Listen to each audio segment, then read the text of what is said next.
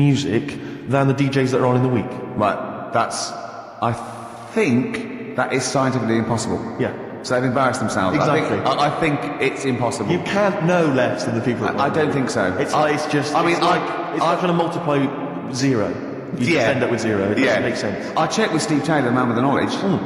He should know. But I don't think that's really annoying. It's so annoying because I'll tell you this, we are passionate about the music and we do know what we're talking about. Yeah. Just because we don't read the back of the CD box like and play the list we're given with the 9 CDs that are on the playlist every month. There's a piece of paper here. The Carl's looking at me like he's thinking, oh no, we're having a go. You're giving away the magic of radio.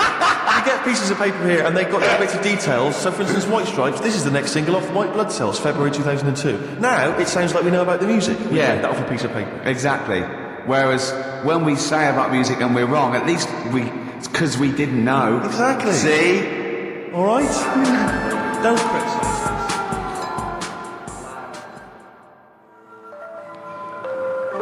Look at the All-Stars. The All.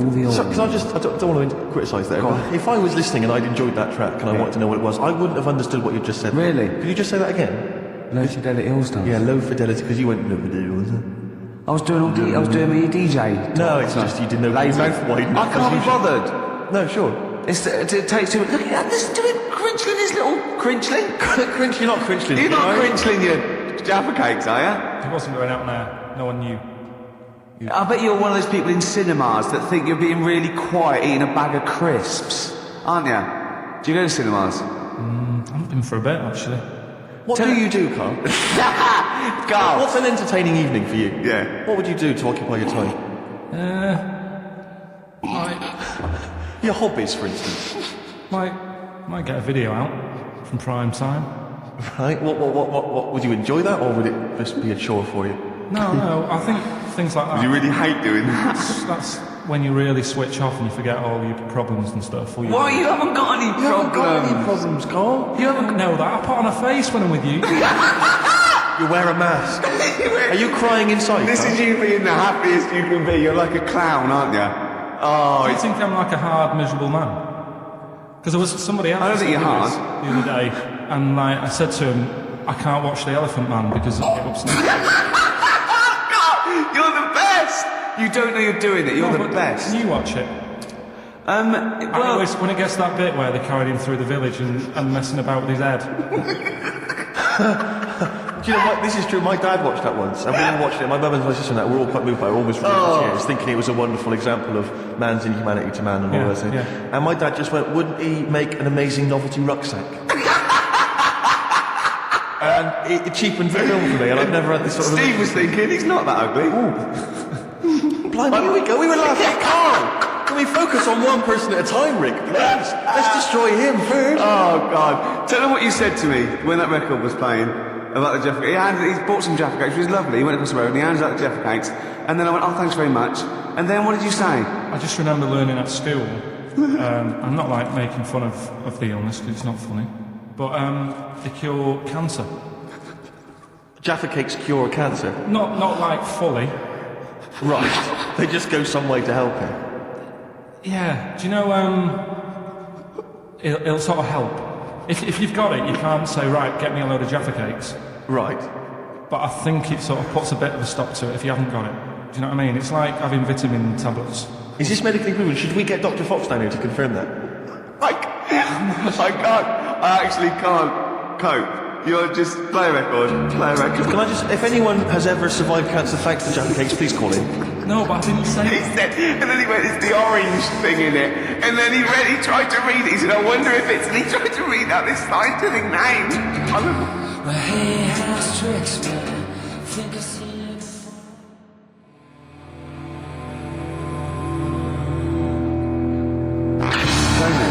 That's my favourite one I've ever done. It's great, isn't it? Yeah, really good. Yeah. Because I always had a problem with Gomez before, because it always sounded like they were trying to sound like these world-weary Tom Waits style gravelly voice. And they were 20. And they were like 14, yeah. Yeah, but I mean, that's great. That's really good. Yeah. Yeah, no, well done, boys. Yeah, well done.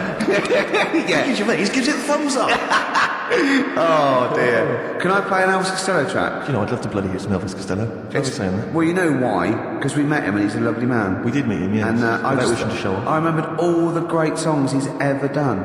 I didn't like his spoken word too much, and some of his later projects I thought were a little bit, but his own songs from 1978 to about 1980 I thought were great. Why did we meet him? I can't just remember why we met him, Rick. Oh, I wasn't doing that. No, I can't remember. We won an award. Was it because we won another bloody award? Stop giving us awards, please. Oh God. That room in my house. Oh dear, we've only got 2. Yeah, and we haven't got one of those. The one was at the BBC, so he's got a lot of room in his house. And I've got the other one. He let me have it, so he's got no award in his house at all. Can I You can borrow it. I don't know who you're talking to. Well, I spoke to Richard Wilson from One Foot in the Grave. I spoke to him. Yeah, but he's a lovely bloke. He's a really nice guy. But he said to me, could I do a cameo in the office for £40,000? And I went, could like Ricky do like an amusing pratfall or something? And then you just come in as a cleaner and go, I don't believe it. And he looked at me like, why have you said that? Why have you brought that up? I felt so guilty. Oh no! I so wanted to apologise. But why is it this? We know it's wrong. I don't know why I said it. We know. Do we think no? It's different for me. Exactly. We're in the business. I'll do a new twist on. I don't believe it, and he'll go. That's the best. I don't believe it twist I've ever heard. I don't know what I was thinking. Why did you? You didn't tell me that. I know. I felt ashamed. I felt really ashamed. No. I was a little bit drunk. I wasn't thinking straight. It was so embarrassing. I was talking to a friend of mine who said, who was it? I can't remember. He said that he was watching it was a sports cast, but it may have been Formula 1 racing or something like that. And he was watching, and there was a commentator, and the commentators have got to keep talking all the time. Yeah. And he was going, and there's the team there's oh, good to see so-and-so's girlfriend. And he said he saw that it cut to Richard Wilson in the audience, and he went, and the bloke went, and there's One Foot in the Grave. He knew he had to say it there, but he couldn't misname all the characters. Oh, that's fantastic. And there's One Foot in the Grave. Oh dear. That'd be brilliant. And there's The Office. I don't. Brilliant. What, you're putting us alongside One Foot in the Grave, a thing that's been going like 10 years and one of those. You're putting us alongside. It beat us, Steve. Get over it. It beat us in the Comedy Awards. No, I was just saying that you're an identifiable face if you're at a Formula 1 event. Old. Grumpy. One Foot in the Grave. Yeah, One Foot in the Grave, exactly. Yeah. Anyway, Carl, any thoughts before we move on anything we've said so far? Elvis Costello. Well, I'd like to play Red Shoes. Are we ready for it? Not yet, I'm just saying. What? Do you know who his dad is? Declan McManus. No, I don't know his real Declan McManus. He was a big band leader in the 50s or something, wasn't he? No, he was in the Our White's Lemonade ad. Oh! Was he? Oh no, there's so much to do with that. Good, so we're catering there to the audience listening who are 50 and above. Well, I don't, and I'm the target audience. I'm a secret lemonade drinker. Our White's Lemonade.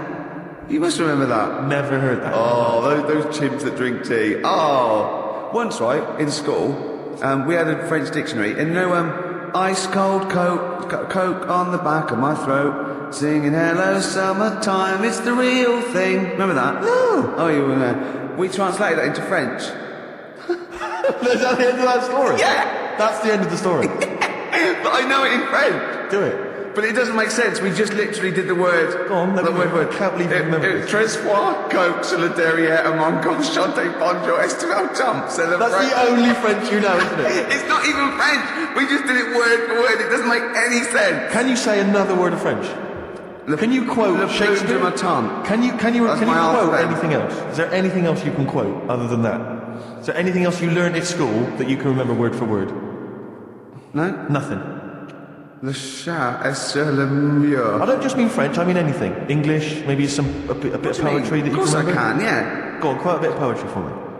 Like what? Whatever you remember. Light through on the window breaks. It is the east and Judy is the sun. The rise for sun and kill the endless moon. We're really sick as well. Anyway.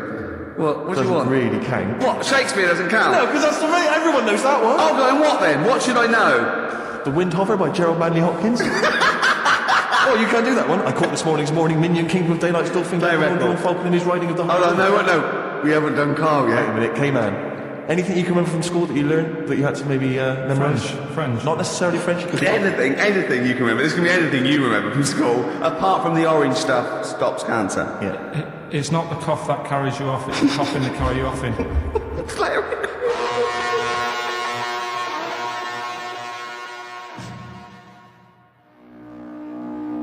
Beatles, Revolution. Was that clear?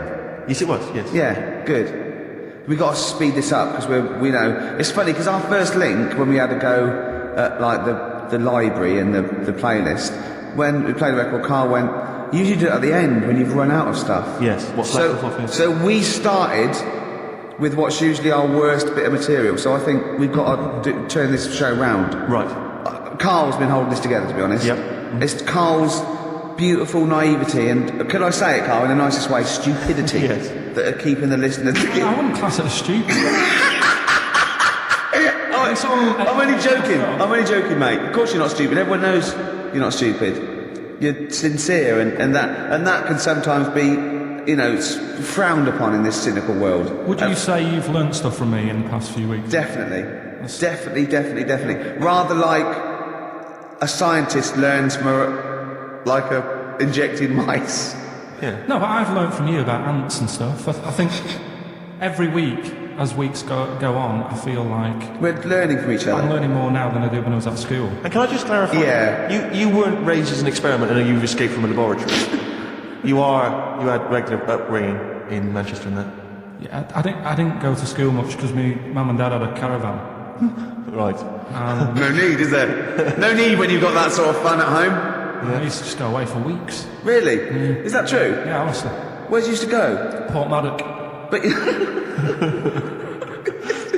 And so you didn't go to school much? No, I did, but not as much as everyone else. no. How many holidays were your parents having? What was their income that they could... No, my dad used to work nights, and he used to travel back, because to Manchester from Wales, it wasn't that far. And Manchester to Wales? He used to do 4 on and 4 off, so me and my mum were like loving it. But what Port Meredith? Portmaddock. Just Portmaddock, down the road from Port Merion, where they filmed The Prisoner. right? Oh, so that's cleared up for me. Location-wise. So what did you do then? You were in this little 2-berth caravan on the back of a Cortina estate. Right. Well, what was it? What was the car? What was it? Granada, Fort Granada. Fort Granada. What we talking? 1980. Yeah, 82, 83, 80, right? 84, 85. Okay. And you in the car down there, park up. Yeah. What was it? What was Port Meredith? Portmaddock. Portmaddock. Remember Ruth? It's just, Oh yeah. it's just a holiday camp, Yeah. and had an arcade and a beach. I was loving it. Yeah. But so of the 52 weeks of the year, let's assume, I don't know how many weeks you take off normally for holidays anyway. Let's just say, I don't know, you go to school 45 weeks of the year maybe? Generally, most kids? No. A bit less. Bit less than about that. 42. How many weeks would you say you actually spent in school? Well, how many weeks do you have off for summer? Well, we'll work that out. That's what About I mean. 6 off for summer, about 3 for Easter, about 3 for Christmas. Put it this way, I'm surprised I'm not Welsh, to be honest. Right. So there was there more than was in Manchester. Did the school authority not come and check you out? No, they didn't. Didn't get Manchester, I suppose they didn't care, did they? Not really. Yeah. No, lucky you turned up at all. Why did you just turn up for the last day when you could take in your best toy? Did you know that when you could take in any games? Just play with everyone else's. Why break my stuff? Sure. Yeah. Yeah. No, that's a good Well, this point. answers a lot. This does answer a lot. The fact that you spent most of your time on the beach as a kid. Teachers were no good at my school. We were talking about it yesterday. About So you were teaching them a lesson by going on in the summer. Yeah. And did you go to university? No. No. Did you go to sixth form or college? No. When did you leave school? When I was about 15. Right. What? You just went on holiday and didn't come back? Just got a job early, didn't I? 'Cause Where was it? Portmaddock? Getting there. No, I was a printer. BM Print in Trafford Park. Well, that's great. That's a little interview there. Yeah, little- Next, I'll be interviewing Steve Merchant. What are we playing next? Bit of elbow. Oh, this is fantastic. This is Elbow.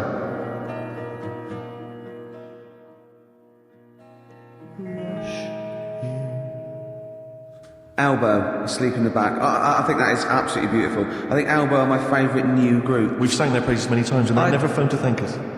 Should they? Yes. Do they? Really? Annoying. No, they're doing a good job there. I wonder if they found their lyrics. Because I also wanted to write a song from, didn't I? They didn't take me up on that either, Steve. I'm not sure I'm so keen on them now.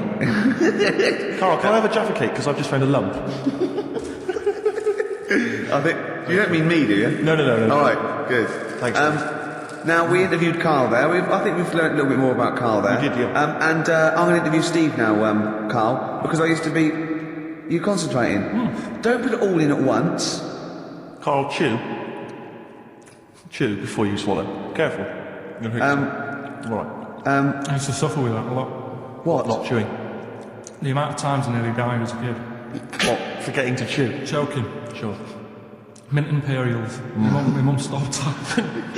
Drinking them with water. She'd have to hide them. He's coming out of his shower, isn't he? He's happy Saturdays. He's miserable all week, and he's happy Saturdays, isn't he? Oh, look at him. It's like we get him weekends. Yeah. And he's just happy because we sort of spoil him, don't we? And he has Jaffa cakes and everything. We let him on the He has to go radio. and live with his stepmom again. Oh, The no. ones who listen. Oh, really? Your girlfriend does, doesn't she? I imagine. She's been away for ages. I know. I imagine she just switches off after all. But you know, we love you, don't you? Well, we're excited. We talk about you in the week, and we think you're great.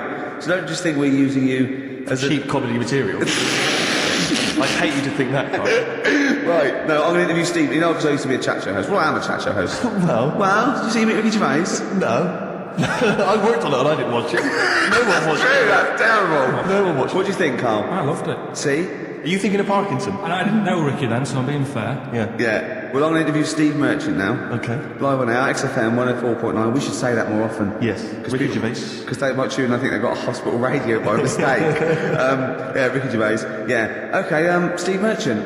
Great to be here. Hi. Now, you're a very tall man, if Yes. I might say. You're 6'7", aren't you? Yes. Was that a bit of a problem at school? Well, yeah, a few jokes here and there. Yeah. Gentle ribbing, but not really too problematic. What's the weather like up there? Well, exactly. Skinny, all that sort of. Oh, you're lanky. Oh dear. And what about the glasses?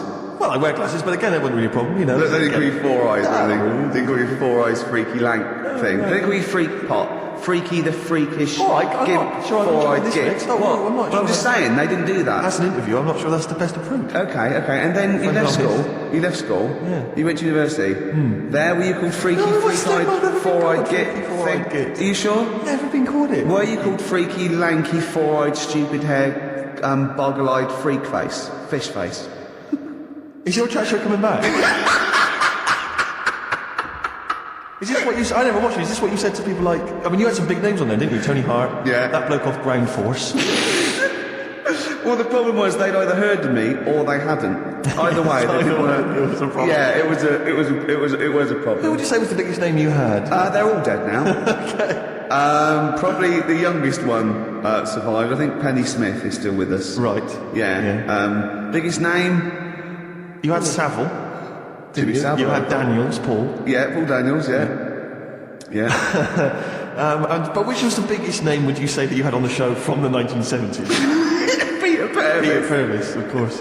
He was a joy. No, yeah. but so that's just. But it's not coming back to that show. We're not. No, not in that form. Channel 4 wanted to see some changes. What sort of changes? Ratings. Right. Now I'm going to play a lovely track. Thanks, Steve Merchant. Thank you. I'm going to play a lovely track by Elvis Costello. I think one of his first hits, maybe even his first hit back in the 70s. This is Red Shoes.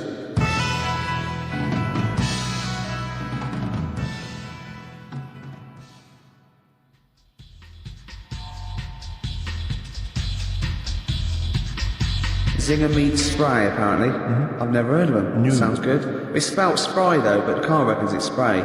Song 2, cover of Blur's Song 2. Yes. You wouldn't recognise it, In the would you? dub version? No. In an old school reggae dub style. Nice. Lee. Big 'em up. Yeah. All that. Oh, we know all that. We All the wording. Oh, we know all that. Yeah. So yeah, that was quite interesting. I quite like that. Yeah, that's not bad. Filled up 3 minutes. Before that, Elvis Costello, Red Shoes. Lovely. What a great song. Debut, was it? Debut single? I think so. It's the first one I remember of his, but you We'll know. probably give Elvis a call, won't we, and chat to him about it. Yeah. He's a yeah. parrot now. Yeah. Oh, the celebrity. Yes. Life. You what? Because you told me something else about your celebrity world that I thought might be of interest to the listeners. I don't know if you're happy to mention it. What? Your forthcoming TV appearance. Carl might be interested. Oh yeah. What I've is been it? invited. I don't usually do these things. Yeah. But I sort of quite like the show. I've watched it for a while. So I'm at Room 101. Have you seen this, Carl? Do you know that show? You don't like it? Nah. Bit. Is it still Nick Hancock as well? No. Who is it? Paul Merton. God, is he still around? I've seen him for ages. He's probably going to be a great pal of mine come Tuesday. No, it's, I mean, that doesn't make any difference. No. Have you got all the channels tuned in? Paul Merton's a huge star. He's on all the time.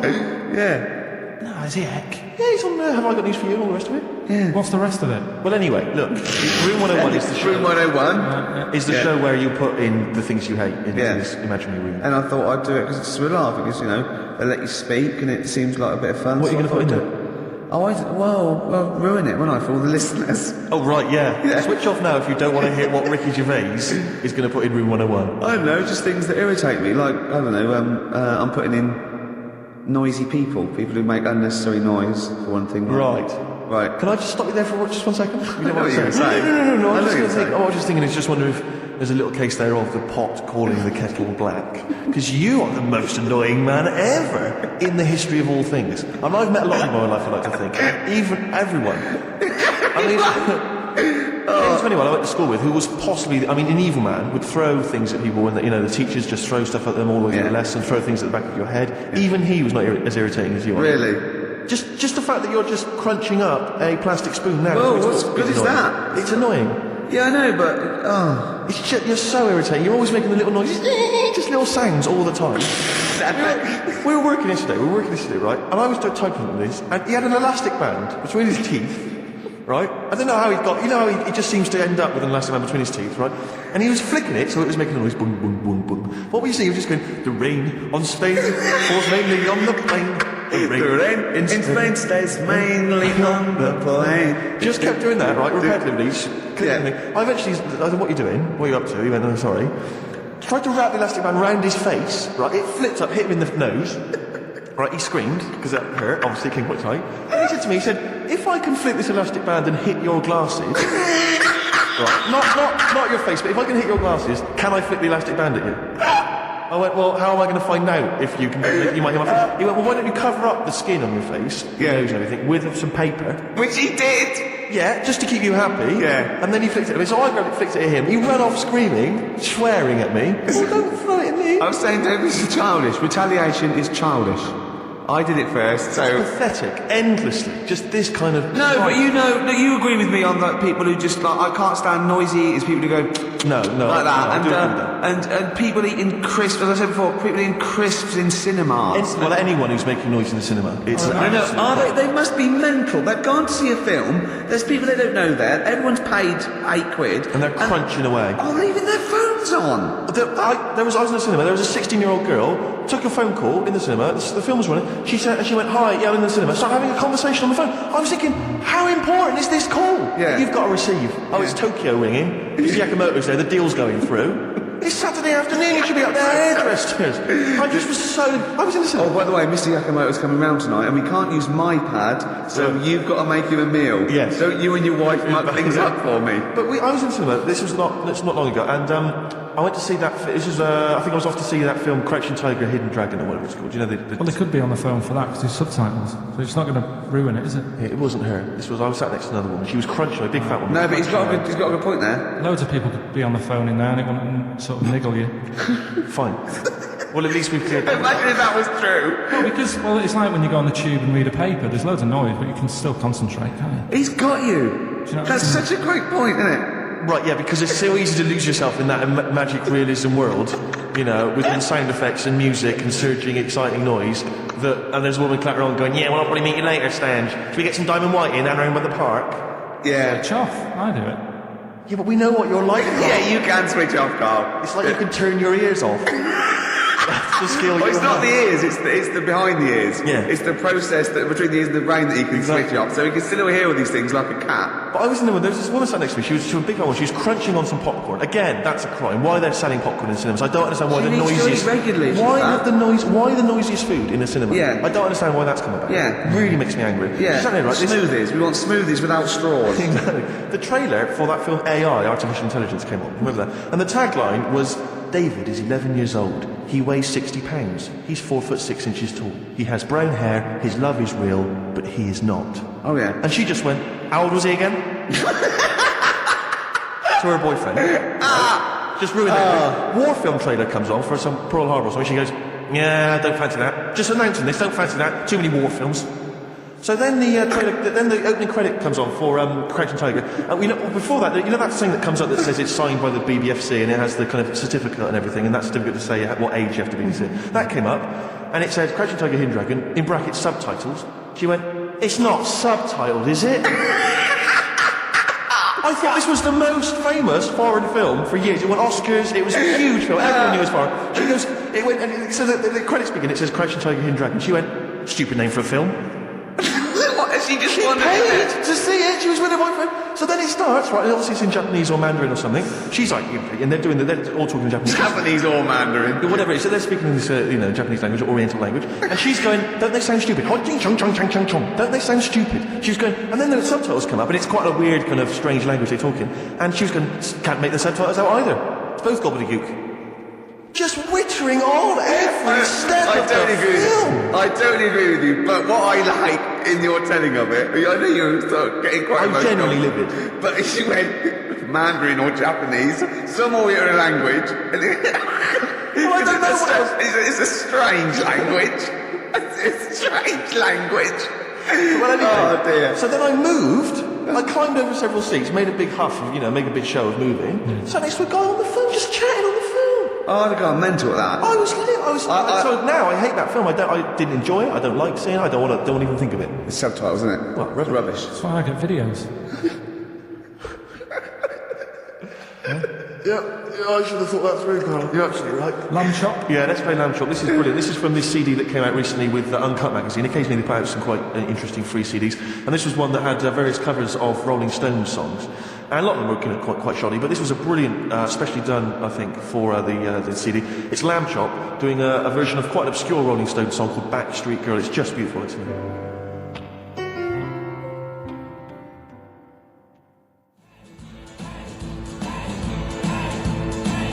Dandy Warhol's Get Off. Getting a little bit blasé now. Steve's just wandered off to make the tea. He's talking to Dermot. Is he not really, is he? Yeah. Is he just down there? Can he hear this? No. That is a bit shoddy, isn't it? Yeah, it's not. I'm going to see Pop Idol tonight. Oh, yeah? Yeah. Who do you think will win? Will or Gareth?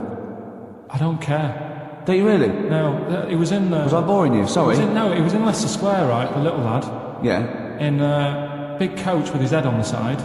Yeah. I mean, how long's he been around? Was it an accident? No, but do you know like those ones that footballers have? Big heads. No, they're really big coaches. I mean, he's only a small Big lad. coach, what, like? I don't know why he needs a Trainers, you mean? big coach. Look, if you're just going to be like that, I'm not telling you. Sorry, go on. A big coach, Yeah. his head on the side, and he came in. And His it's picture on the yeah, side. yeah. Right, and about 200 kids screaming and going mental for him. Really? And I just don't think it's right. No, it's not. I mean, it's been around for what, a couple of weeks. And the way everyone keeps going on about his stuttering. What, you think they should really concentrate on worshipping worthy sort of things like S Club 7 and A1 and... Look, who have been around for a year? so you pick on me when Steve's not. Well, it's only a joke, isn't it? Here he comes, he can't believe it. But it's just the way, like, they keep going on about the stuttering. Yeah? What's going on here? Well, you were late. What are we meant to do? Playing on a record. Oh, we can't possibly go on without Steve. Oh, we need Sting. What? Hey, see, that's the reason you shouldn't like me. I meant nothing. I mean, I have a good reason not to let you have this cup of tea, but I will anyway. Thanks. Cheers, thanks. Just saying that Karl thinks all this nonsense about Pop Idol is a little bit sort of shallow, because they've not been around long enough to be worshipped by children. What were you saying there when you were talking to Unlike Santa Claus, who's been around, well, forever. Yes. He was in Leicester Square in a big coach of his own. Who was? Gareth. He's only a small lad. He had the biggest coach I've ever seen. A coach? Yeah. One of those like National Express coaches. He just probably come down from wherever it is he lives. No, with his head on the side. What? We went through this. His own coach, not like. You mean like a tour bus? Yeah, but with his head on the side. With his face on the So side? it's his own coach. Was he driving it? Was he really nasty? We can't have a toilet break yet. You had your chance. Sit down. It's just Wait till we get the service. I'm finishing this fag and then we're moving on. And if you're not back from the toilets, I'm gone. Yeah, it's a lovely restaurant here. All right, Jeff. Well, you know the food. Yeah, well, not my brother-in-law or anything. It wouldn't have been quite as snappy as that if he'd been saying all that. No. That's it. Everyone keeps talking about the stuttering, but they never go on about his asthma, and he's got really bad asthma. They don't. You're right, we should attack the asthma more as well. Do you think he's held that back for the final? Do you think he's bringing out the big guns for the final? Oh, and by the way, I've got Did you do as a That's the way he does that.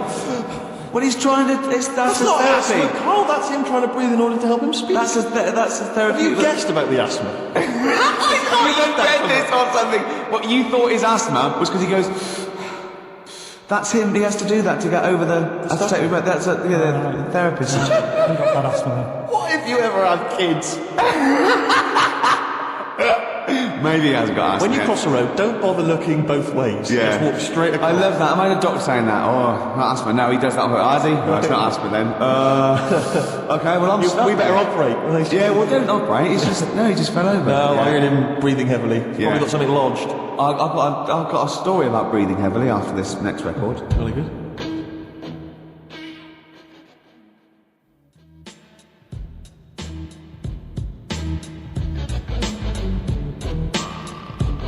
Monk got you. Although Steve thinks it's Monk. Makes more sense, don't you think? Monch is a bit of a rubbish word, whereas monk, brilliant. Yeah, but let's not discuss it.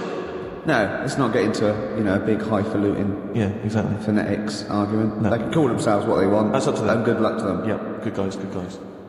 Now, I am going to Pop Idol tonight. Yep. This is what started it until he said there was a young kid being screamed at by kids because he had his own coach with his head on the side. Yeah. You did sort of like. I don't know why you're going there, Rick, because you know who's going to win. It's going to be Gareth, and there's no. Not necessarily. Yes, it is, Rick. Oh, it is. No. Don't even fool yourself trying to drum up some excitement. Well, look, wait. You see, they've both got about the same vote, and Darius has got like 1.5 million. Now, I don't think the Darius vote was sort of like the Gareth sort of floating voters, because he's a cute kid and everything, and he sort of like looks like a pop idol, and but he's not as good a musician. And I think maybe when people went for Darius, they were a bit kitsch, but I think they might. Do you want to make a wager? Oh, I bet Gareth will win. Exactly. You see, you may as well stay home, Rick. You just want to go to meet PJ and Duncan. Yeah, they call themselves Out on Deck nowadays. Well, fair enough. They're my favourite. They'll always be PJ and Duncan to me, and they're brilliant. They are brilliant, aren't they? They're the best But it seems to me presenters. there's no one else like on TV that kind of unites everyone. I don't think there's anyone really who can honestly say, if they're being honest, that they don't like Ant and Dec. I know. It's like there's no one else like Phone that. in if you don't like Ant and Dec. And I'd like to hear your arguments for it, because I tell you, and I'm not saying about this ironically. Oh, I like a couple of kids presenters ironically. I think they're genuinely good. Yeah, they're good. They're likable, they're funny. Yeah, and you can see they've got a great relationship as well. They've got that sort of Morecambe and Wise every man appeal. They're brilliant. Yeah, well, we love Ant and Dec. Did you see in the week there was what's his name? The fellow that Dominic Mohan in The Sun. He's the kind of entertainment guy. Yeah. And he had sort of 10 questions that should be answered about Pop Idol, because he thinks everyone's got a vested interest in Gareth winning. And there are various questions. One of which was, why is it that Gareth only seems to stutter when he's being interviewed live? It's because he's nervous, isn't it? Yeah. We've answered that one for you, Dominic. He was trying. You realised that he'd written a list and he didn't really have enough to fill up 10. Although you were nasty about his stutter. You said it annoys you. No, I'm not arguing that the stutter annoys me. His query was he thought that he was affecting the stutter. How can you be annoyed at someone stuttering though? Really annoys me because it's just embarrassing. It's cringeworthy. See, the thing is I know people say, it should be an issue, right? We're talking about a pop idol. Now, everyone accepts the fact that he's got to be a good-looking guy to be a pop idol. We all accept that. And I'm saying I also want him to be able to speak properly to be my pop idol. I'm not saying that there's anything wrong with having a stutter. But I'm not saying there's anything wrong with being that is true. There is true that there's a body fascism. Yeah, there should also be a vocal fascism. Yeah, but there's not a trauma if you don't look like a pop star. There is a trauma in society if you can't speak normally. So it's a much bigger issue. His trauma? Well, yeah, of course it is. But it's not. I'm not arguing about what we see, because a lot of people think that a lot of people get abuse if they're ugly. I mean, I'm guessing. I'm assuming that's the case. Well, I can't speak very well. No, I don't know if that's the case, but we'd make one great pop star between us. I think so. My looks and your talkie. Although you sound like some sort of weird Wurzel. I'm not trying to be a pop idol. All right. People can idolise me in their own small ways. Oh dear. Oh God. Look at us three. Imagine if we tried to be like BB Mac. Or like Funky Ones. I'm just thinking of like 3 good-looking guys. Genesis. Did I mention about when we were in America? Did I mention that last week? The Police, no? Did I mention this to you, Carl? Oh. Sure, I mentioned it last week. Yeah. When I was in America at a wedding. We went to a wedding with some friends. We were walking through America, there was 5 of us walking down the street in New York, and a car pulls up, and some Chinese tourists lean out, and they went to us, "Excuse me, are you NSYNC?" And we said, "Yes, we are." And they were taking our photo and stuff. Just think of Steve at the back, sort of like 2 foot taller than the Which member of others. NSYNC is 2 foot taller than all the rest? Don't Chinese people like tall people or something? Right, play record. No, seriously. No, because it's... I don't think you know what you're talking about. Yeah. Carl. We're likely to get in dangerous territory. Yeah. Don't Chinese people like tall people? There's something that... I'm sure. Do you know, like I was saying... Phone in if you're Chinese and you like Carl, tall people. what worries me is that when they did Chinese lessons, you were down the beach in Wales. In Ruth Maddock. Maddock. Paul Maddock. Do you want to play Lou Reed? Oh, this is Song for the Lovers. It's a beautiful track. It's Satellite Love. It's classic. It's gorgeous. It's Lou Reed. Rick, can I dedicate this to someone? Go on then. Carl, you shouldn't have pressed the button. Well, he's doing his job. You No. shouldn't have said, can I dedicate this to We've someone? had a letter. Yeah. Sophie wants to dedicate a song to her boyfriend Peter. They're firm fans of the show. Let's right. play Satellite Love for them. By Yeah, Lou Reed. beautiful. Song for the Lovers. Don't ruin it this time, Carl.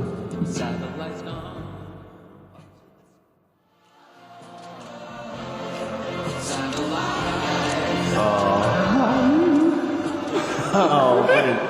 How to ruin a song? Because you've these. Do you want to explain what you were doing? I was just singing along to the backing vocal. You're not just singing along. Doing it like a mental. Well, just give us a blast. Well, I haven't got my headphones on. I've got to do it in time, haven't I now?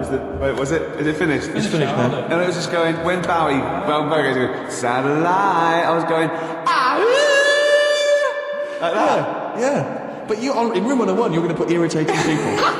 But it's something nice what making Are you going to climb down that little thing and climb in yourself? Yeah, maybe. You know they have sort of a visual representation of the thing that irritates them. They always have that, like Shakespeare, there would be a bust of Shakespeare's head. Just for you. Yeah. Feeling. Oh dear. Barry in the background, Satellite Love, Song for the Lovers. I should have liked something like on air. I love the idea of you when that came out, you know, sort of 17, got a girl back to your place, you know, just making out with her, just that record's on in the background, you just go, ow! I'm going to have to shoot off now, right? Ow! Just leave me to it, I'll enjoy myself. Ow! I'll finish myself off. Ow! Oh dear. Oh, you can't do that. Oh, we've cheapened that song. You've ruined that song forever for me. No, I haven't. But see, the thing about Lou Reed is because Perfect Day, just a genius song. But we can never play it now, can we? Because of that BBC ad. No, because I'll tell you what. What's her name coming in at the end? M people. Yeah. That thing she does with her Actually, voice. that song. There's a couple of songs that have kind of, like I always remember. And who's that one that goes? It's such a perfect day. Yeah, something Who's that? Opera Ponce. Yeah. Yeah, that's a song. Any other songs ruined because of their association with things? That song, First Time, which was on the Coke ad. First time, first love. Wasn't that Fallen on Blondes? That was Robin Givens. Robin Givens, yeah. What was the? Didn't Fallen on Blondes do something like that? No, not I just keep seeing Fallen on Blondes in the playlist. I think Four Non-Blondes they ruined their own career by writing songs. Yeah. It's becoming a feature. Yeah, we should play Fallen on Blondes one week. Rick, I was going to say something to you before we got sidetracked. What were we talking about, Carl? Oh, we were talking about... We nearly lost it then, I think we pulled it back. It's okay, no, we had a fascinating fact that we were going to speak Oh yeah, if everyone in China, Carl... This is true, Carl. Right, Carl, listen, wake up and listen. Listen, if everyone in China jumped... It wouldn't be hard to coordinate. They did hams across America. They did up yours, the laws, right? We can coordinate this. We can get the sun involved or something, right? Everyone, 1.2 billion or something, jumped up and down at the same time. Shut up. You're not explaining this clearly. It would cause a tidal wave that would destroy America. If every person in China jumped up at the same time, that would cause a tidal wave that would destroy America, apparently, according to physics. According to physics. I don't believe it. It is, no, true, it is a fact. We're not making this up. We both know this is a fact. We're not making it up. We've heard it, but obviously I don't know what that's based on. Someone going, just had a terrible thought, Mr. President. What is it? No, you know the atomic bomb and all that? Yeah, forget it. Forget it. If everyone in China jumped up and down, they'd wipe us out. Right. You know what I mean? See, there should be some Chinese leader just threatening them with that. Yeah, just show them a picture of everyone just poised. just pictures of China people just crouching. On pogo sticks. Exactly. Just a billion Or Chinese just, people. Just all stood on the Great Wall of China. That would be brilliant. Oh, dear. God, he's dumbfounded. He's scared. He's scared now, aren't you? But there's more chickens in the world than people. Play record. Well, that's brilliant. Appreciate that. Appreciate that.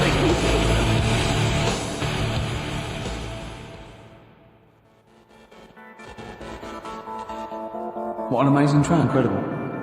You don't, no one else is playing that on a Saturday afternoon, Rick? No. Are they? No, I wouldn't have thought so. I mean that in a good way. I mean that like we're breaking new territory. Like Just playing the songs from the intro. early The intro is like one of the best... Oh no. I think Dr. Fox or Simon Bates said that about a track once. Really? Look, but this has got to be the best intro of a rock song ever. The fact that I was saying it about The Who and he was saying it about Money for Nothing is irrelevant. Yeah. Oh no. Someone made me sit in their car once with their new car stereo system so that they could play me the beginning of Money for Nothing. Oh. Just sat there, I was like, yeah. Have we got that? You've probably got that in the library, haven't you? Is it right that Roger Daltrey in Yeah, The Who, yeah, that's right. his kid is in EastEnders, that one who plays Robbie? Something my mum told me, and I don't know if she's got it right or wrong. What, Rob? It does look like No, that's him. What, Dean Gaffney? Yeah. But he didn't want to go off his dad's name and that, so he's changed. So he used his brilliant talent and his pox-faced. Do you know if that's right? I don't know. It looks like him, doesn't it? Well, I'm sure that's libelous if it's wrong. Oh right, yeah, you'd be ashamed to have Roger Daltrey as your dad. Well, no, but Roger Daltrey might not want to get him round that he gave birth to Specky. Yeah, right, actually. I see what you mean. Specky, Spotty. Spotty, so I looked at you. Yeah. All right, calm down. Well, I don't know, you've got nice clear skin. At least I didn't call you Spotty goggle-eyed freak, boy. You got nice skin, got a nice complexion, smooth-faced, goggle-eyed freak, boy, fish. Thank you. Yeah. It's be nice. Carl, what? Don't you like us arguing? Is it like mum and dad arguing? Do you get all... It's a bit like In the caravan. There was nowhere to escape to. Oh no, rattling round. Did you that make door. any friends when you were down on the caravan site? Yeah, a lot of people from Birmingham were there. What kind of pals did you have? What were their names? I can't remember, it was years ago, but Yeah. they all had rich parents. Right. Like they had like their own car to drive around the campsite on and all that. Right. Yeah. So I Their own fence. So that With... And they were mates, and you saw them every year, did you? Or every 3 weeks when you went down there? Yeah. Oh. You didn't keep in touch with any of them? I'll admit now, I went to the same place in the caravan for about 6 years running. I went to a place called Riverside in Bognor because someone round the corner from us had a caravan, two-berth caravan. Me, my mum, and my nan. I think I'm really lucky to have had it, really. Because a lot of mates who I had didn't have enough money to go on holiday, and they just get a present for the summer holiday. Of course, they got an education, so it's always... Yeah, but Carl, the thing is with Carl is, right, I want to give him gifts. Yeah. I want him to have the loveliest Christmas ever. I want him to go pony trekking. Do you know what I mean? I want to just... Scared of horses. So many things we don't know about Carl.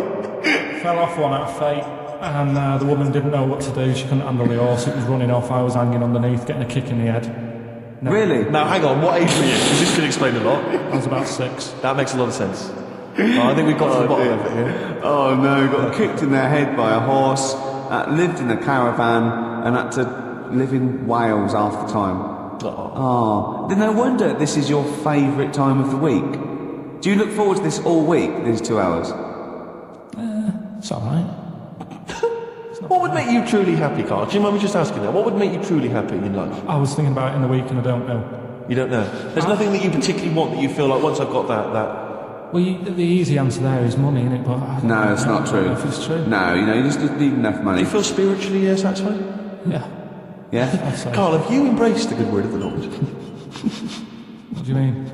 Well, Jesus Christ, our Lord and Saviour. We're having a meeting tomorrow. It's in the church hall. We'd like you to come along. I went to a church. Rick, I've got to say this. I got this housemate who I don't know that well, and I've been living with him for about two months or something, right? Yeah. And he's in the kitchen, he's washing up, and I just turned to him, right, and he doesn't know me that well because we still talk to each other now, but we don't know. And I just turned to him, I went, Matt, have you got to know the good word of the Lord? And he went, and he looked at me with utter fear in his face. And I just went, I just think we should sit down a bit, and he would just talk about, the word of the Gospels, and he just looked at me, and he was asking about it, and I just started laughing, cracking up, and it's the sigh of relief.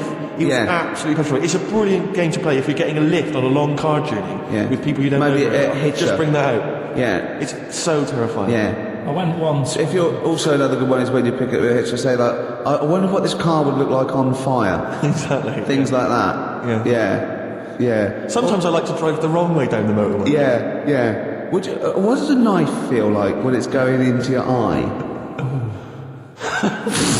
What? Oh, You see that story in the week with a farmer who got his arm stuck in a bit of machinery? And he was going on about, I mean, he came on with a false alarm, so he knew something was wrong straight away. But, You knew it wasn't going to wait, happily. But he was, he said, I'm a farmer, I've been a farmer for years, and I'm always telling people don't stick your hands in machines. He said, but I got off my tractor and the machine had stopped, and he went to shift some, I don't know if it was a Coke can or something that was in the field and Yeah. the machine. Bloody cows drinking Coke. Oh, this is not the famous one that about 15 years, and he took his arm to the hospital, and he was making jokes. His arm was in ice. He didn't take his, no. What it was his hand went in and the machine started again. Yeah. And it started pulling at his skin. Oh. Right? So like the skin was coming off his arm. Yeah. And it was going around the rollers. Yeah. And he was pulling back like that, so he's like, oh God. Yeah. And the skin's like being wrapped around and it's like pulling it. So he can see his bone and stuff. Oh no. And he was there for like ages going, oh God. And he had a penknife in his pocket. So he got that out with the other hand, managed to open it. I mean, that's yeah, because they stick, don't they? After a while, I've got one of those Swiss Army knives, and that's what it was. I can't do it with two hands sometimes. Once they get all full of gunk. He managed to do that with one hand. Yeah. Cut away the skin. That's not true, is it? Yeah. Has he learned to... Hey, listen, I was trying to speak medical stuff there. I was trying to get into trouble. Anyway, Rick, what are the words to wham rap? No, what are the words to... I don't remember wham rap. What the hell's got into you? Hey, sucker. Now there's nothing you can do. Brilliant. Look forward to a forthcoming revival of your music career. Yeah. Rick, I had some devastating news last night. Go on. You know when I left you, I was off to buy a PlayStation 2? Yeah. I was totally in the mood for Or it. a PS2, as he said. Yeah. Which confused him, Grandad. So, I think I went in like some electrical stop on Oxford Street. Yeah. And So the thing I would just say, the thing about Steve is I wouldn't say he's mean.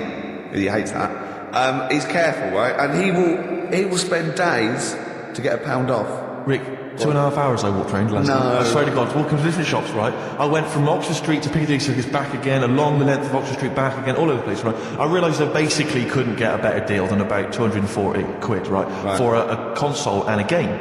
So I ended up in Virgin Megastore. I bought a Auto Grand Theft 3 or whatever, and a PlayStation and a memory card. So I shoot off and I'm walking off and I'm going to the tube and I walk all the way to HMV on opposite Bond Street. Sure. And I just popped in there because I'd forgotten to get something. And I went downstairs and I was walking past the PlayStations and it went, if you buy a PlayStation 2, you can get Grand Theft Auto 3 with £20 off. Oh. I was absolutely devastated. What did you do? I crumbled. I didn't know what to do. I was thinking of taking it back to Virgin Megastore going, it's faulty. But like before, you haven't even got home yet. Oh, I can tell. No, I didn't mean to buy this though. What did you buy? Keyboard. Exactly. So the problem is when I get it back and I wire it up and that, all I can see is the cars are racing around the track. All I'm thinking is, it's like one of those cartoons when a really hungry bloke can just see his mate as like a big chicken. All I could see on the TV was just a £20 note just floating. It was an absolute night. I'm just devastated by it. 20 quid, I could have bought like another cheap game for that. We went to did I tell you this? Would you give me £20 and then I'll shut up about it? yeah, we went to the casino once, a group of us. And I lost about 100 quid, and it was a great. It was someone's birthday. I think it was Jane's birthday. And Steve, after 3 hours of gambling, had lost the £20 he got out to play with. Right? I was going, "You're really gutted, aren't you?" He just went, "Have you any idea how much cheese I could get for £20?" Yeah. Cold meats. Yeah. For £20, and there it is again last night. £20. I'm robbed of £20. Literally, they've taken it from my hand. Yeah. The HMV people. They've taken that and they've... I'm going to try and think of some things to cheer you up. Should we play some songs?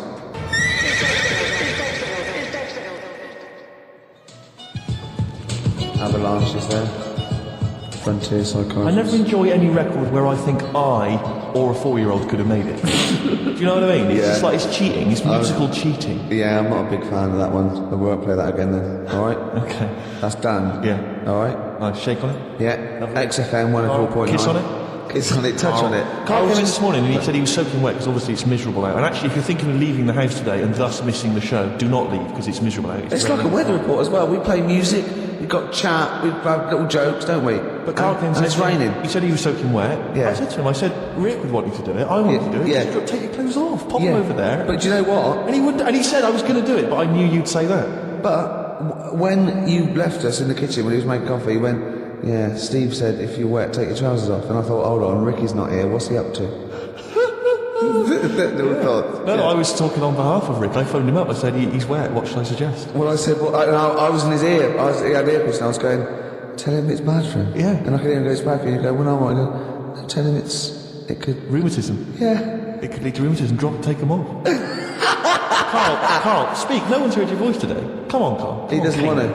No, I know he doesn't. We won't talk to you much. But Go on. it's just nice to say hello to you. Yeah. I think people quite like They tune to in, know they you're like here. Yeah. We've had some fan mail. I like his little face, his little Moby. I drew a picture of him in the week, just doodling, and he got really insulted. Did he? Why did you get insulted? So it wasn't very good. I looked like Ian Camfield, I went.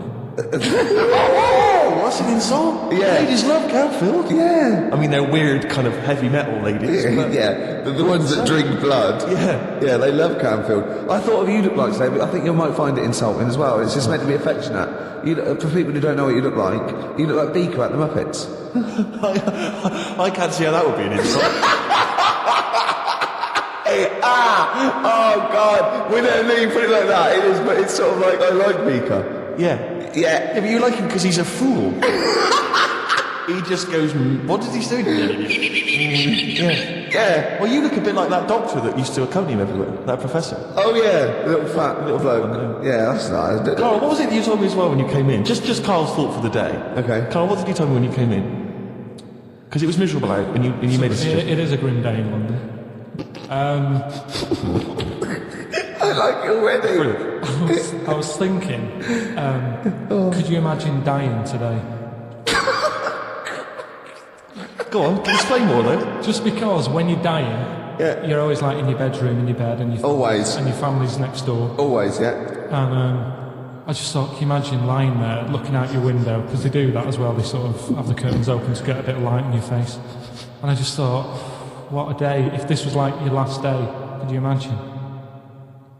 But then go on, you made XFM, you made another even more profound point. You said if instead of dying on a rainy day, you'd prefer to... No, if you died on a bit of a nicer sunny day, then it's not so bad. What is that? No, it's your last day looking out on the world, and look at it. Don't you agree? Yeah. I thought that was a beautiful point. It was poetic, almost. It was, wasn't it? Because the point was that what upset me was that you said you'd been thinking about that today on the way in, and it upset you. But my point was that if you think about the people that are dying any day, it'll upset you. Yeah. Do you see? Yeah, but you don't think about it when it's sunny, because you think, well, they'll be all right today. They won't be that annoyed. You're absolutely right. Annoyed! Think of that. I'm dying today. It was just when I got up and opened the curtains and I thought, look at it. I'm glad I'm not dying today. Yeah. Carl, play a song. You're interesting.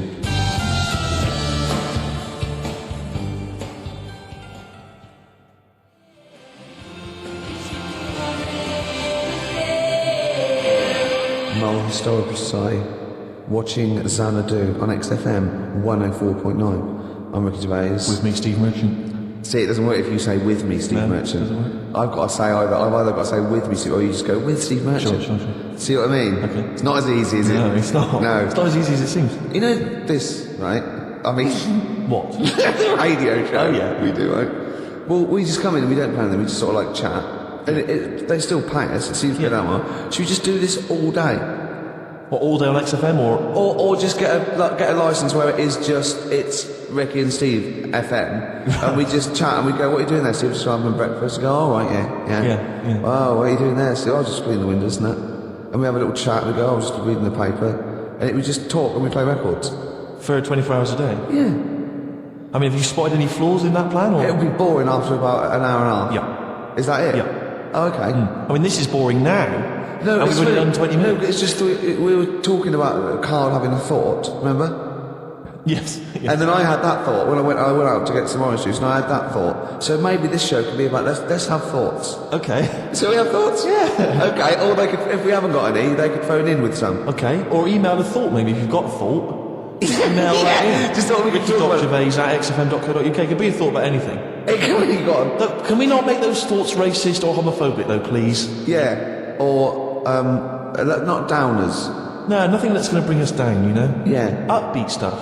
Yeah. Go on, Karl. You just. Do you know when you said 24 hours then? Yeah. Do you know how much it takes to run one of the escalators on the underground for for 20 hours a day, how much it costs a year to do that? To run it how long? 20 hours a day? Yeah, that's what it runs. Is this another of your facts? Mm-hmm. These are always substantiated by an independent source, aren't they?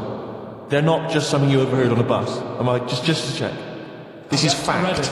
I read it. Did you read it on a wall in a sandwich shop? Sometimes I wish this was on telly, because when Steve said this, you have these substantiated by an independent arbitrator, Carl just looked at him like he'd just spoken French. He just looked like that. It just did. Okay, so anyway, this information you've got from a reliable source, you read it on the back of a fag packet or something? I think it was in the Metro magazine in the week. Lovely. Okay. Yeah, okay. So and let's just hear it again. How much does it cost? Yeah, there's loads of escalators on the underground. Yes. And they run for 20 hours a day. Yes. Don't tell us how... Tell you what, Carl, that's such a fascinating fact. Don't tell us. Let's play a record, Rick. Okay. And then people can stay tuned if they want to hear how much it costs. This is like some sort of mental home radio, isn't it? I mean, we're not mentally ill. We have got only head trauma. We're educated people, but we come out with just rubbish, gobbledygook, just nonsense. It's like I can't grasp it. I don't know why he started saying. I've no idea what that thought was. You just said 24 hours about doing radio for 24 hours. So I thought, 20 hours. So we're now examining the thought processes that we all have before we get to them. Let's just hear a second. Okay, right. It's 1:30, and that film sounds good. Ooh, that film sounds good. Feature. This is where I choose a song from a film that. Oh, that film sounds good. See, this is a film that me and Steve both love, and he saw it first and got me onto it, and so I love it, and I did. It was Rushmore. It was a great film, and from it features one of my favourite artists of all time, The Wind by Cat Stevens, and this is off the first album I ever bought from Teaser and the Firecut. This is The Wind from Rushmore. That film sounds good. Feature.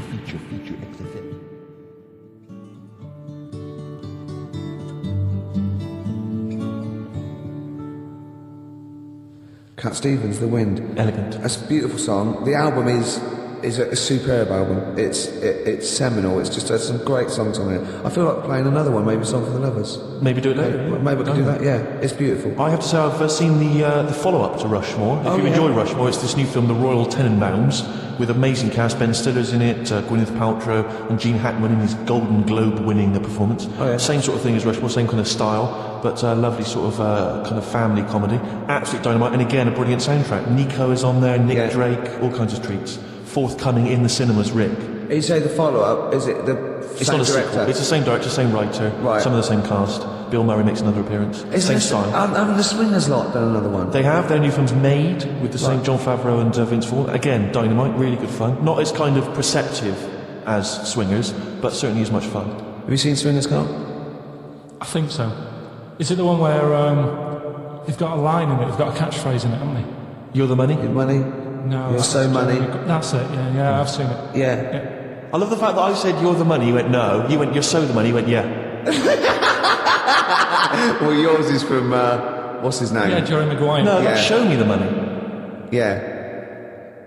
I've seen it. Anyway. See, that was really articulate. We had we did a feature. It linked into film.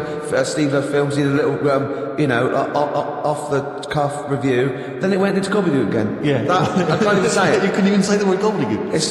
Anyway, listen, you had an interesting fact you were going to give us, Carl. I don't think we can leave people waiting for this any longer. No. Right. How much does it cost to run one escalator? That's just one. Yeah. On a London Underground. It's running 20 hours a day because it shuts for 4 hours in the night and they're cleaning up and that. Yeah. How much does it cost to run it for a year? £12. £60,000. The trouble with these facts is I've got nothing to compare it against. Well, think about like your yearly electric bill at home. Well, when you put it like that, when you can... It's a lot, isn't it? When you think they could just use stairs. Carl, play a song. Politics on XFM 104.9. Please, people, just use the stairs.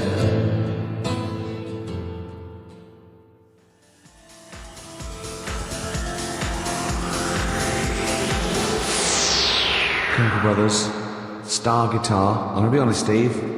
I like the video more than the song. Agreed. Good. Yeah. I just wish we could maybe take the bits we're not on air, just because that's when Karl comes into his own. Yeah. He just said to me, I don't know what I was doing, I was sort of like pottering around, dancing around, doing something annoying probably, and he just looked at me, I looked around, he was looking at me, and I looked back, and he went, have you ever used a Y-front properly? Genius. It's a great question, because the answer is definitely no. Definitely no. Does anyone use their Y-front properly? And by that, I mean, get your winky out of the little sort of slot provided, as opposed to like put it to one side or pull them down or whatever. Has anyone used a Y-front properly? I don't think I've ever done it. I don't think I've ever done it. I've never seen anyone in a toilet doing it, Rick. You should be looking. I wish I hadn't said that. I caught you. Really? Yeah. That's actually how you prove people are gay. Yeah. You get them into this conversation. Yeah, it's a trap. Yeah, it's a trap. It was the trap. Yeah. I'm not gay, by the way. Yeah. You didn't think I was gay, I double bluffed you. Because I knew the old gay trick. I thought it was the old gay lord say no thing. That is another method. Yeah, there's innumerable methods of doing it. That's how Oscar Wilde was caught. Yeah. Yeah. What happened there? Well, the judge went to him, did you see that film last night? Gay Lord Say No, and he went no, and they went take him away. Yeah. Take him down to the cells. Yeah, take him to Reading. It is true. Well, it originated in America. yeah. So many of these things do. It's Yeah. a brilliant point, Carl. I'd like to hear from anyone listening who's, and I mean, they'll just lie, won't they? I suppose. Yeah. I don't even use sort of flies, No? usually. I sort of pull my Y-front, my sort of tracksuit. Now, that's why I wear sort of like elasticated waistband to look like, just sort of like... Yeah. You've got to get in there with the minimum of effort. Yeah, and out. Sure. Often I won't shake. No, oh no. To my detriment, because it often leaks out a little bit later, doesn't it? Ever been out on a date with a girl where it's just trickled down your leg and you wish you hadn't, and you're thinking, what if she gets my trousers off later? She might smell and see it. What? What? I don't know. I don't know what I said there. Right. Rick, I had for Christmas something which I think might excite you and interest you, because I know you're obsessed and interested by fags. Yeah. Don't fiddle with the microphone. Well, I was just looking at what it was underneath it. Stop, listen to what I'm saying. I know, no, listen, let me explain. People could hear you moving the microphone. Could they? Yeah, I can hear it in my headphones. You know, it's the little pop shield that goes over the mic. I was going to see where what way the mic was facing, so I just had a look. Who cares? No one's interested. Leave it. Carl, I'll tell you if it's a problem. Alright. Why am I talking like that? So this is a book, it's just facts and trivia. It's edited by Sir Isaac Asimov, who I think's dead. So I don't know when my parents bought this book. I assume it's sort of from a second-hand shop or something. Right. It's quite long, but I got it for Christmas. I keep meaning to bring it in, because there are... Generally, the facts are quite sensible in here. And I like to think if Isaac's been involved, they're probably substantiated. It's not like kind of just this nonsense on the web. I think that this is probably... Or up in Greg's the Baker's that Carl gets most of his facts from. The ancient Egyptians trained baboons to wait on tables. Carl, fascinated. Brilliant. That's fantastic. But what my point about that is, why did they stop? Yeah. It's a genius idea. Would you not want to go to a restaurant where they had baboons serving? No, I'll tell you what happened. a few. It might have been like the Planet of the Apes and they sort of rebelled. One of them could talk, one of them could take his order, and one day went, do you want fries with that? And the bloke got really annoyed and said, answer him back, and then there was some sort of rebellion. Right. Yeah. The Planet of the Apes isn't true, is it? It's not. No, it's not documentary. Right, okay. I wonder, because what I like the idea of having baboons is the fact that I reckon they're like, I have difficulty, and I'm sure you do, Carl, like at working out that sort of 10%, on a bill. Yeah. I reckon baboons would find that particularly hard. I reckon you could get away with under-tipping them all the time. Yeah, exactly. Just not leaving enough and just legging it. Exactly. They go away and you go, sucker. Yeah, exactly. So I'd love to see some baboon restaurants. If there's any restaurateurs out there, so Can I if you do go to a restaurant and you wait hours, please don't order the banana daiquiri because it comes half eaten. They can't help their little selves. They really can't. They're okay with beef and steak and chips and like that. But there's a little bit. I go, do you want? Can you imagine that? The baboons serving at waiting tables. It's genius. Just stop to think about that. It's absolutely incredible. Yeah. It's absolutely dynamite. Yeah. That's See, zoos would be a lot more popular if there was like the canteen and you could go. If they were just serving tickets to two. One child row. Okay, go through there. But I think they should do other things, like in the Flintstones, they used to mix cement in that bird's kind of pelican. Yeah. We should start doing that again. Because that also happened in ancient times. Yeah, exactly. According to the Flintstones. Yeah, before they had proper cement mixers, that's what they did. That was how they did it. Definitely. Just animal facts. I remembered one in the week. Go on. There was. Do you know them two gay American men who have tigers? Well, they're not necessarily gay. They're not. No one actually knows if they are gay or not. They are. All right. Okay, yes. Gilbert and George, is it? No, that's those artists. They're called Siegfried and Roy. But anyway... Who may or may not be gay. Yeah, and if they are, so what? And if they are, so what? But if they're not, and they don't... I just said that, so you know what I was talking about. Sure. Okay, the two gay ones, yeah, go on. Two possibly gay ones. Yeah, let's not worry about libel law anymore, then. Yeah, if you shave a tiger's head... Whoa. Right, okay. You've got to treat that sentence with a lot more reverence than you did.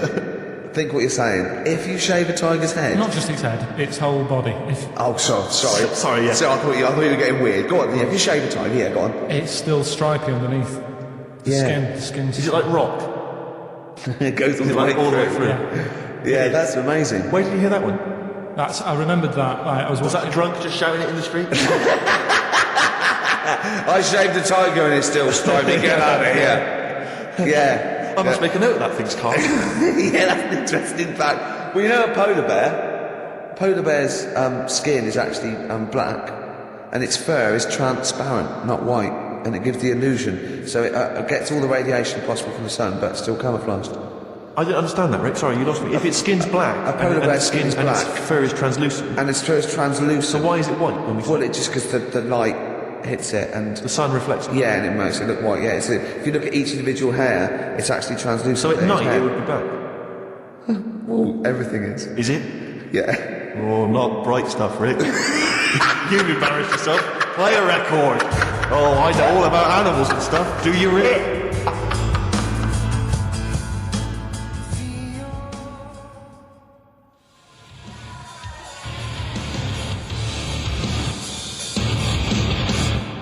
P-O-D. Bit of pod there.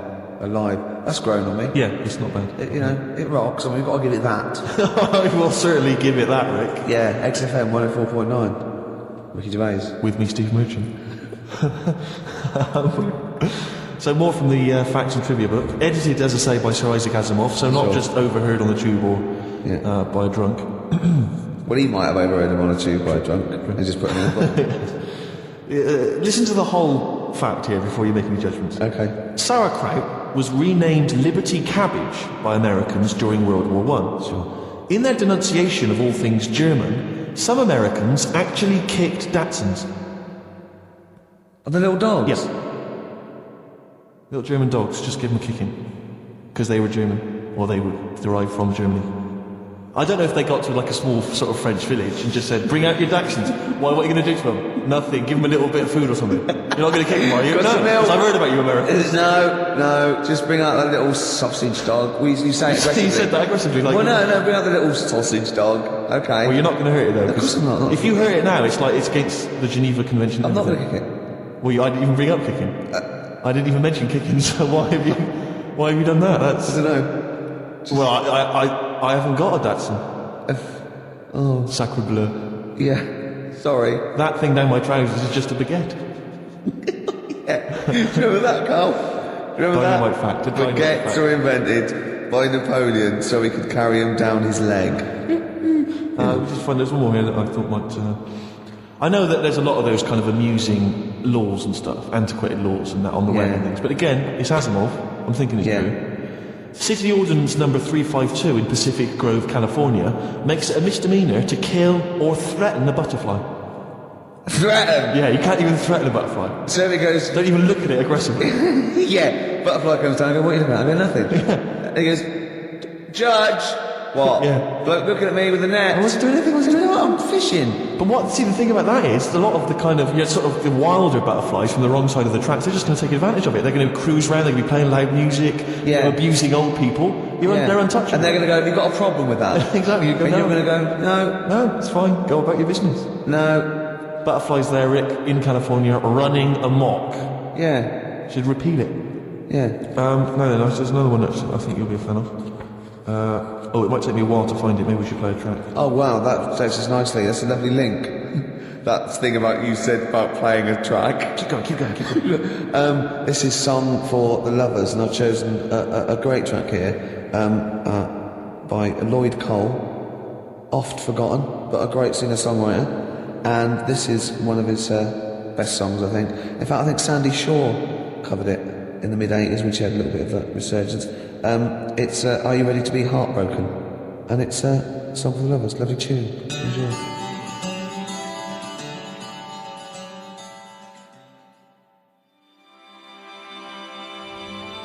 Are you ready to be heartbroken? Actually, Lloyd Cole with his commotions. That was done with, and I love it. Beautiful. Cheers. Facts and trivia, the last one, Rick. Go on. This is a sobering lesson for us all. Go on. At the Pan American Exposition in Buffalo in 1901, Yeah. President William McKinley received a line of citizens, shaking hands with each. In the line was a man with a handkerchief covering one hand. Neither of the two Secret Service men guarding the president was curious enough to take a look at what might be under the handkerchief in the hand of the man, Leon Golzgoz, an anarchist. What he had was a loaded revolver, and when the president thrust his right hand out for the shake, Zolgozd fired twice. McKinley died a week later. So what he did there, it was outwit the might of presumably the FBI or the Secret Service by covering the gun with a handkerchief. Clever. That's brilliant. It's absolute genius. Just think how they had to explain that. And they go, how did he get close enough and shoot the president? And they go, we didn't see the gun. Why? Covered it with a hanky, did he? Oh, well, you're not to blame then. Exactly, we can't compete with that sort of, didn't you think to look under the hanky? No. No, probably just thought it was a hand. Of course, because that's what the hand would be. Did you not think he was probably holding a gun or something? Didn't do that. We didn't train. We didn't do hiding it with a hanky, did we? Oh, if he didn't do it, then it's not your fault. Don't worry about it. But he lived, did he, for a week? The president lived with it for a week. That's it, because they had to go to him and they're probably shuffling around his bed going, sorry about that. Why don't you look? Had a hanky, did he? Oh, well, they're now in jail. Well, they were. Go on. Well, when we went into the jail to give him some bread and water, he had a hanky over his hand. Right, yeah. We thought nothing of it. Sure. And the gun, yeah. The gun, and he got out. See? Do you remember the gun? Yeah. That's terrible, isn't It's it? pathetic. No one's used that method since. Because it was effective there, but you don't hear about that now. No. People using all kinds of elaborate methods to assassinate people, poisoning their wine. Yeah. I think that was Rasputin. As I recall, they put some poison into his wine. Well, they didn't study it in history class. That's my memory of it. If only they listened to Karl last week, chink the glasses. Always drink the That glasses. shows that they used to test it, didn't they? Pour a little bit from yours into mine. That means I'm not poisoning you. Yeah. But if you're thinking of murdering someone, Just a dignitary. with a gun. Yeah, but let's Pop say a hanky over it. Just think about that. Just pop a hanky over it. I don't know. Pop it inside an oven glove. And just wear that as you go to it with their hands. Or sooty. Or one of those big gladiator-style pointing foam hands that you have on gladiators. That'd be genius. Yeah. I'm just using this because I love the No president. gun in there, is there? No. It's just a big finger. Check if you want. Well, no, we won't then if you said check. Right. That's Have I ever told you my method, Carl, my genius method of assassinating someone? This is brilliant. This is the ultimate crime. Is this the Ice Cube one? Have I told it to you before? No, but I know that. What's Is the that Ice one? Cube one? When you Shoot an iceberg. you get someone round. Rick, don't say it, don't reveal it, because it's my story to tell. Oh, Blabbing there's it two. out. I know two of them. Well, listen, let me tell you it and see if this is the one. Right, this is genius. Right, you rent a room across the street from the person you want to kill. Right, and then when their window's open one day, right, what you've done is you've made an arrow from ice. Okay, and then what you do is you train like to become a brilliant marksman with a bow and arrow. It's an old one. It is brilliant. This is why it's classic. And then you shoot them with the arrow. It goes across the street into their heart, kills them instantly. But what's brilliant is the arrow, the murder weapon, it then melts, dries out. There's no murder weapon, and then you can take apart the bow. Another one, Steve, is to that stab them, then take it out and walk away. No, Same, because no murder weapon. No, but but you've got to get into the building. This is the point. You're across the street. Right. The only thing that could get you is if someone saw you shooting an arrow. What about an arrow on a string? Arrow on a string? What are you talking about? No, not an arrow on a string, because that's not going to work. What if the string broke as you were trying to loot? Good point. No, Rick, the ice arrow is the only way. The ice arrow is the only perfect method of assassination. That was on Colombo. Was it? But there's another one. Do you know, like I was saying about The murder weapon's irrelevant, Steve. What? The fact that it's a murder weapon is irrelevant. No, because there are fingerprints on it and stuff. You're having a laugh, Rick. I defy you to win. There's no fingerprints on a bullet when it goes through your head at 12,000 but they can trace it to the same gun, can't they? They can figure that out. Throw the gun away. No, but they'll find the gun. They always find the gun. Burn I've seen it. No, you can't burn a gun. Rick, my point is... Melt it. No, the point is his fingerprints and stuff. Well, no, wipe it. Ricky, never Wear try to gloves. kill someone. Wear gloves. They'll catch up with you. They'll always catch up Will with you. they? Oh, I won't then. The ice arrow is the only way. The ice arrow. I bet that was the one case that Columbo didn't solve. That's one of them. The other one is, do you know I was saying the other week about the drinks and you chink your glasses and stuff? Yeah. A way around that, put the poison in the ice cube. You quickly have a swig before it's melted. Before it's and they'll melted. go, that's all right, I can drink that, it's not dangerous. Just say, oh, I'm going to show you some pictures or something. Let the ice cube melt, the poison goes in the drink. You say, oh, knock that back. Yeah. You look thirsty. They'll have it, they'll die. Genius. That is good. Carl, you and I, man, we're like criminal masterminds. Yeah. All What right. happens when they find the poison in the body and go, well, he was at Carl's house drinking, it might have been... You'd have legged it. Oh, yeah. He'd have been off with his missus and like £30,000 or whatever it was. Yeah. Wouldn't it? Yeah. So that's perfect as well, isn't it? That is the perfect crime. So it's, hold on, are all perfect crimes to do with ice? Pretty much.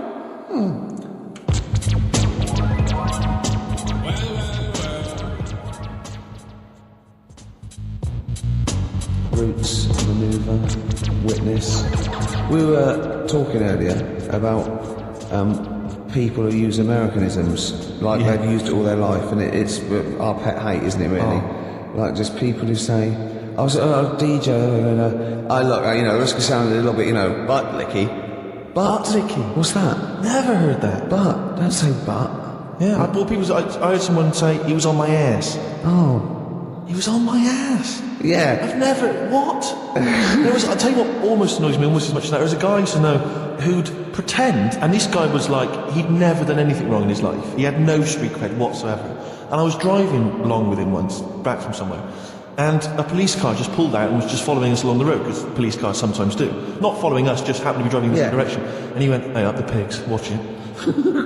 like what? I was supposed to think, what, you've done some crime? Yeah. You're part of Grand Theft Auto 3, and I better be careful, because you've got some knocked out, off gear in the back. Yeah. And watch it, it's the bloody pigs. Or a dead... Just play it cool, play it cool. A made man that you just Exactly. killed in the boot. Nonsense, and I just was so annoyed with that kind of pretending to have street cred. I know, just I remember once, right, an American came to our school, we were all about 13 and 14, and he was like, you had to be his friend.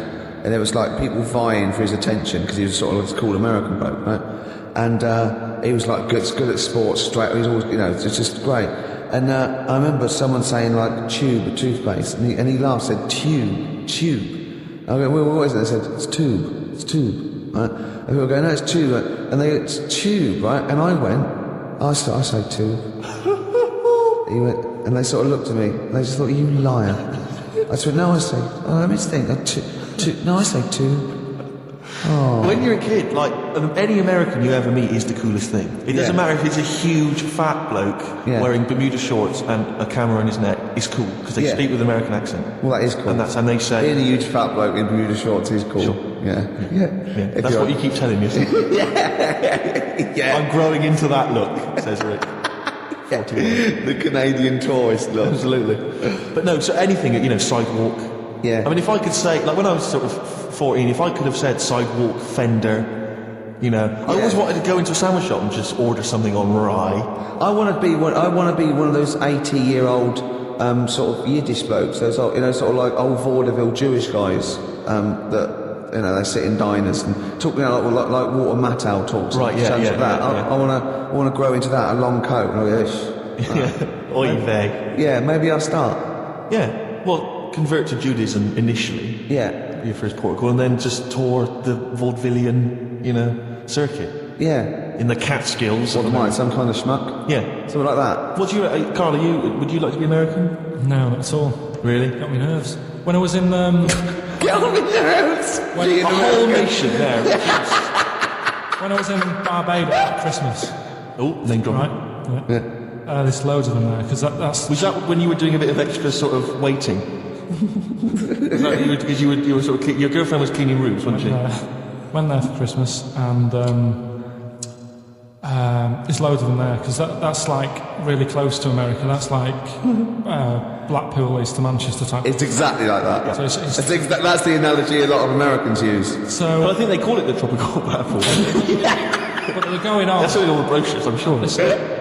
I'm serious now, but we're going serious. on about the September 11th thing. Yeah. They call it the... of course, this is American. course, Brilliant. the 9/11.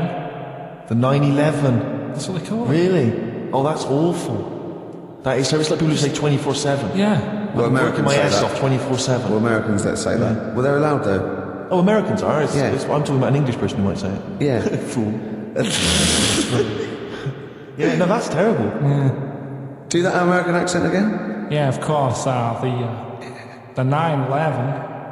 Where are you from? What? Which part of America is that? That's how they sounded in Barbados. Sure. But Carl, Do any other impact? but Carl doesn't. I very much doubt that Carl likes newfangled countries like America. Yeah. He doesn't like London. No, true. So he's not going to Have you been like. to America? Yeah. Did you enjoy it? Went to Florida. No, they got me again. Got on your nerves? Yeah. Went for some food. Yeah. And it was the last few days. I didn't take much money with me, and we were in Florida, and we were hungry, and we went for some steak, and we had our dinner and that, and I think it's their equivalent to the Angus Steakhouse. Yeah. And sat down, had the steak, and it's huge, big portions. But anyway, we didn't have much money left, and we had like another 2 days left, so we didn't leave. We didn't have much money for a tip. Do you know over there they expect it? Yeah, a big tip, yeah. So we left what we could, and I don't know what it was. It might have only been the equivalent to 60 pence. Yeah. But he didn't have to do that much. We didn't have loads of courses because we didn't have much money. So he brought us like the main course, and I don't know, a couple of Diet Cokes. And anyway, left him the 60p. Yeah. On the way out, and he comes running over. Excuse me, sir, you can have this back. Because it wasn't enough. I mean, Yeah. it's outrageous. What did you say? I said, all right then. 'Cause well, I needed it. I mean, I thought it was nice to leave them something, but obviously it wasn't enough, so got us a couple of more. Is it good fun with you on holiday? I mean, do you enjoy yourself? Yeah. Do people go with you on holiday? I get bored after about 4 days. You surprise me. What do you expect out of a holiday, Carl? What do you go Sort for? of soak up some of the culture. Yeah. You liar! What did you learn about Barbados while you were there? A lot of crabs on the beach. I just imagine him sitting there with his knotted hanky on his head. People sparkle as they're walking down the street. Can see their faces.